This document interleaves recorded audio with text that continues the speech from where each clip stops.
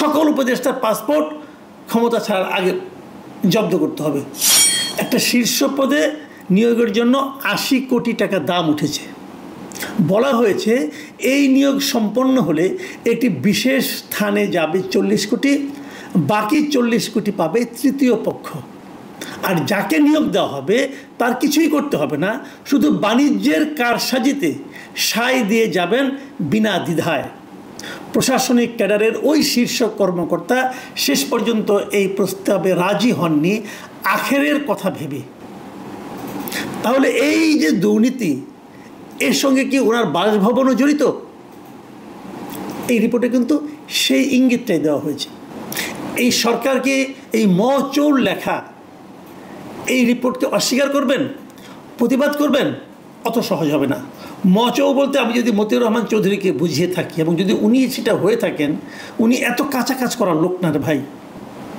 যখন লিখেছেন তথ্য প্রমাণ নিয়েই লিখেছেন। আমি বাংলাদেশের আইন প্রয়োগকারী সংস্থাকে বলবো, এই সরকারের তো একদিন বিদায় হবেন।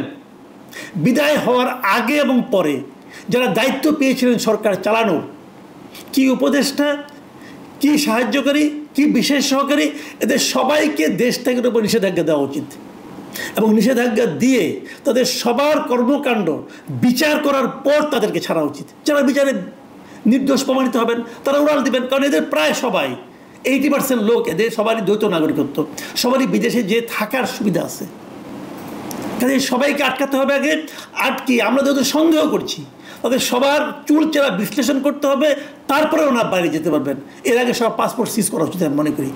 সকল উপদেষ্টার পাসপোর্ট ক্ষমতা ছাড়ার আগে জব্দ করতে হবে, করে জাজ করতে হবে যে তারা কে কে নির্দোষ। যারা নির্দোষ কেবল তারাই বাইরে যেতে পারবেন, আর যারা নির্দোষ নয় তারা, অথবা তাদের সন্দেহ থাকবে, তাদের বিচারে আওতায় আনতে হবে। কার প্রপার্টি, কার সম্পদ, কার অর্থ লুট করা হচ্ছে? জনগণের অর্থ লুট করা হচ্ছে। জনগণের অর্থ যারা লুট করছে তারা জনগণের শত্রু, এবং এই জনগণের শত্রুদের দৃষ্টান্তমূলক বিচার, এটা জনগণেরই দাবি।